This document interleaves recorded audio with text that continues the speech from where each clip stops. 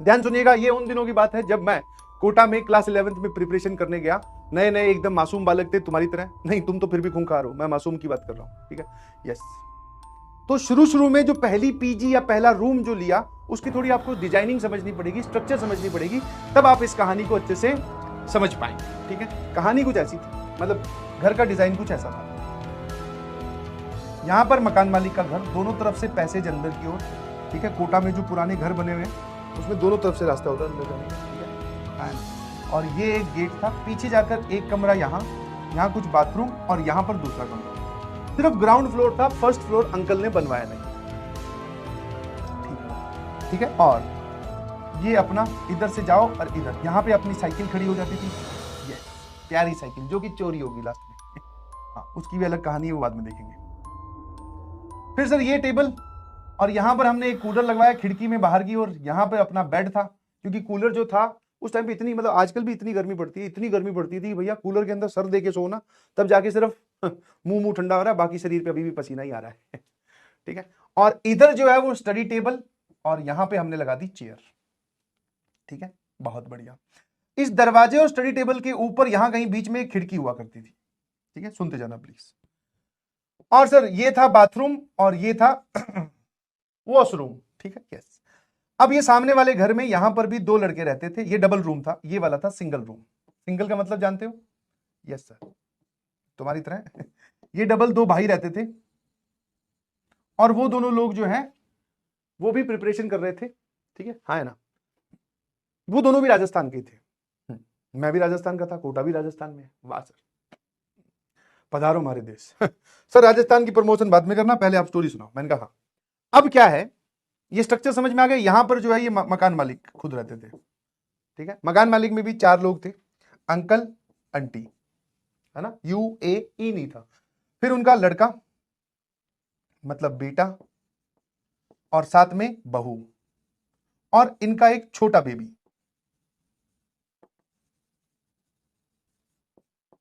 छोटा बेबी मतलब छोटा बच्चा भी हुआ था, ठीक है ठीक है। हाँ, वो शायद 2 ढाई 3 महीने का ही रहा होगा। ये कहानी समझ में आई आपको, है ना। अब हुआ क्या कि रात के समय पढ़ने का वक्त, क्लासेस के बाद में अपनी इवनिंग में क्लासेस होती थी, तो इवनिंग मतलब 4 से लेके 8 बजे वाला, यही सेम काम था। उसके बाद में 8 बजे मैस वैस में खाना खा के, कोचिंग से लौटते वक्त खाना वाना खा के घर घुसते थे, और उसके बाद में फिर पढ़ना स्टार्ट करते थे। मतलब मेरा ये था। इन लोगों की सुबह वाले शेड्यूल में होती थी क्लास, तो ये लोग जो है ये सुबह जल्दी उठने वाले और रात को जल्दी सोने वाली कैटेगरी थी, अपने रात को लेट सोने वाले और सुबह लेट उठने वाली कैटेगरी थी। समझ में आया? मिसमैच था। ये सुबह जल्दी उठते थे, मैं सुबह लेट उठता था, 10 बज जाते, क्योंकि रात को पढ़ते पढ़ते के बाद 2 बज गए, 3 बज गए, ऐसे चलता था, ठीक है। अब हुआ क्या, मैं यहां बैठ के पढ़ ही रहा था, हाँ, ठीक है, हाँ, यहां बैठ के पढ़ रहा था कि अचानक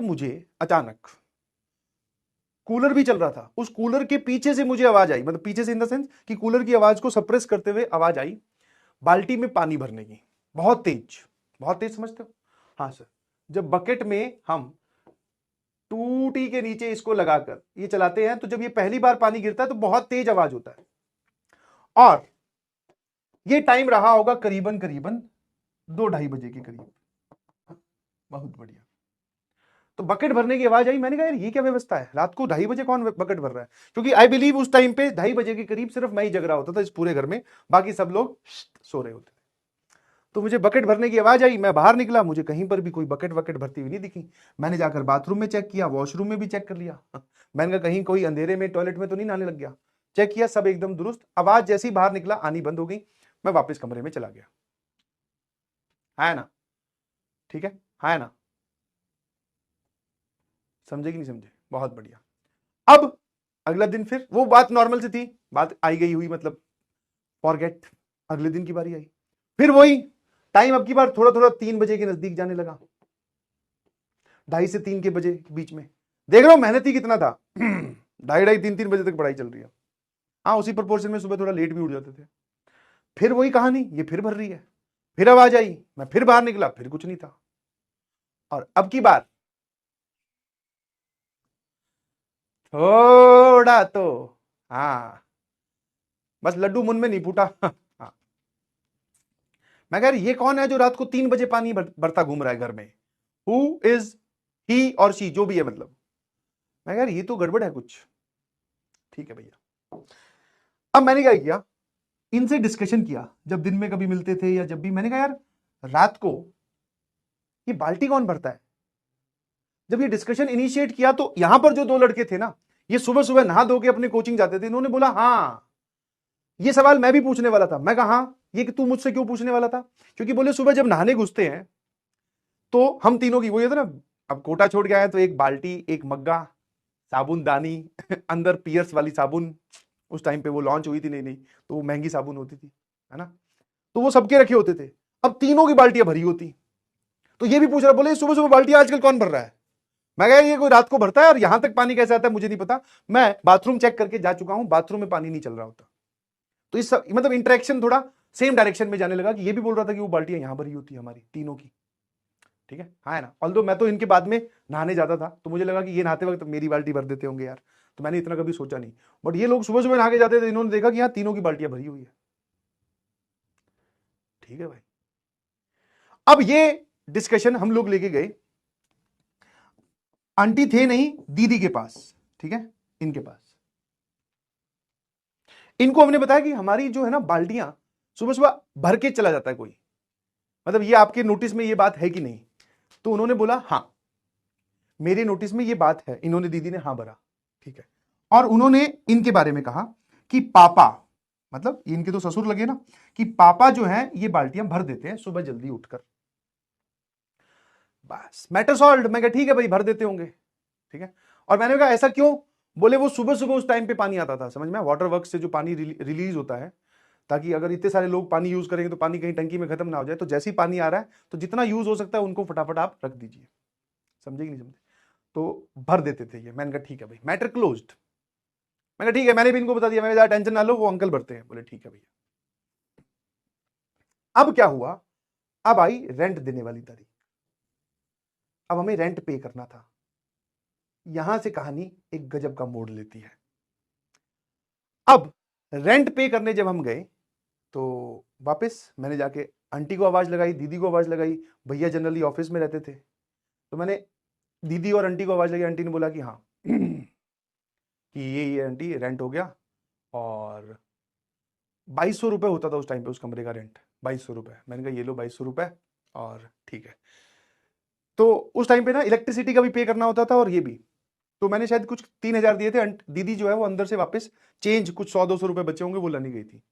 तो मैं अंदर घुसा तो यहाँ पर एक लॉबी सी बनी हुई थी, यहाँ पे सोफा था, मैं वहां बैठ गया। अब इस सोफे से सामने वाली दीवार पर मेरी नजर पड़ी, वहां पे लगी हुई थी अंकल की फोटो। इनफैक्ट एक फोटो ही था, मुझे बाद में पता चला।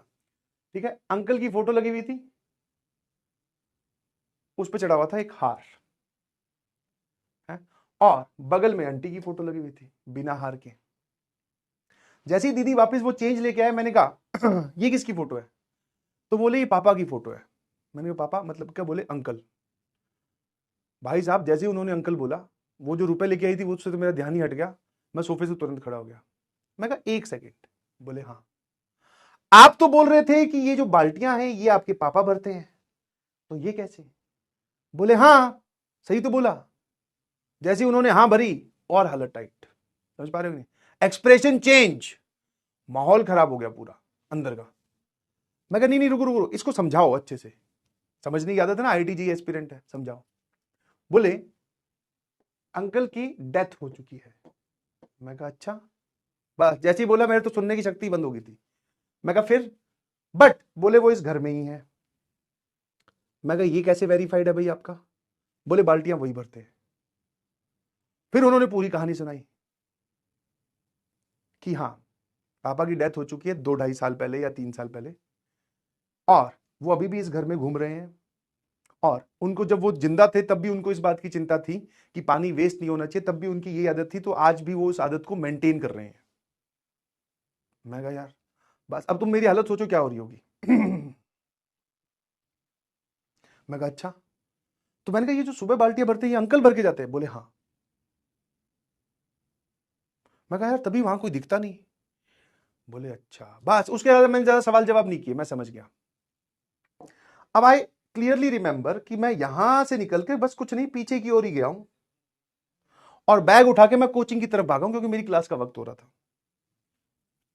यहां से जाते वक्त कूलर, साइकिल, बाथरूम सबकी तरफ देखता गया मैं, भैया अंकल कहां हैं, कहीं भी हो सकते हैं, समझ में आया, ऑल माइटी की तरह प्रेजेंट एवरीवेयर। मैं गया हूं भैया कोचिंग, ठीक है, और कोचिंग से शाम को वापस आया हूं, इस गेट से भी एंट्री नहीं ली, मेरा कमरा तो सामने था, मैंने इस गेट से एंट्री ली, सीधा गया इनके पास। मैं कहा भैया पूरी स्टोरी ये है, अंकल जो है इस घर में हैं और बाल्टियां भर रहे हैं, कहीं पर आपकी और मेरी बाल्टी कभी उनके हाथ लग गई, कहीं उनको गुस्सा आ गया, हम कोई सवाल गलत सॉल्व कर रहे हो, या हम नहीं पढ़ रहे हो, हम टाइम पास कर रहे हो, तो अंकल भैया देख लेना बाल्टी भर देंगे। बस उनसे इतनी डिस्कशन हुई। फिर मैंने कहा भैया आज हम करेंगे हनुमान चालीसा का पाठ, इन 2 पलंग पे तीनों लोग सोएंगे, सुबह उठते ही सामान के साथ बाहर, घर से ही बाहर, समझ में? ऑल्दो किराया जो है आप अगले महीने का देते हो, जब आप कोटा में जाओगे तो आपको एडवांस पे करना होता है, ऐसा नहीं आप 1 महीने रह लिए फिर आप पिछले महीने का किराया दे रहे हो, अगले महीने का। तो वो कहता कि यार अभी अभी किराया दिया था, मैं तुझे किराए की पड़ी है भाई साहब, जिंदा बचेंगे तो और भी कहीं रह लेंगे, जो सपने पूरे करने आए वो कर लेंगे, तुझे किराया सूझ रहा है इस मामले में? गायब। मैं कहा हाँ। अब अंकल जो है किसी भी दिन यार किस बात पे गुस्सा आ जाए पता थोड़ी है, पता चला हमारी टेबल हवा में उड़ रही हो, पेन आसपास घूम रहा हो। मैं कहा भैया अपने जा रहे हैं। और रात को भाई साहब नींद तो आई बहुत लेट, गलती से आंख खुली तो सबको जगा लिया। मैं कहा हनुमान चालीसा पढ़ रहे हो ना मन ही मन में? बोले हाँ। अगले दिन निकल गए भैया, उसके बाद में उस घर की तरफ मुड़ के कभी नहीं गए। दिस वॉज द कोटा का एक्सपीरियंस। अब मुझे ना ही वो अंकल दिखाई दिए, कहानी मैंने आपको समझाई। The moral of the story is कि इट इज अ स्टोरी।